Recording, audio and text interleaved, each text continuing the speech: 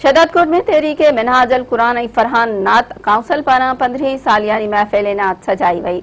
महफ़िल नात काउंसिल के सरपरस्त आला मोहम्मद फरहान अली कादरी की सरपरस्ती ऐं बानी चेयरमैन दीदार अली सूमरो की निगरानी में जश्न आमद मुस्तफ़ा सल्लल्लाहु अलैहि वसल्लम की मुनासबत से महफ़िल नात मुनक़द कई वई।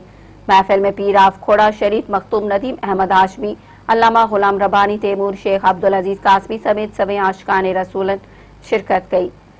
उन मौके ते नातख़्वान मोहम्मद फरहान अली कादरी, मोहम्मद ज़ैन अत्तारी कादरी ऐं कारी तुफ़ैल अहमद कादरी हमद नात ऐं मनक़बतूं पढ़ी वेठल माण्हुनि खे झुमाए छॾियो।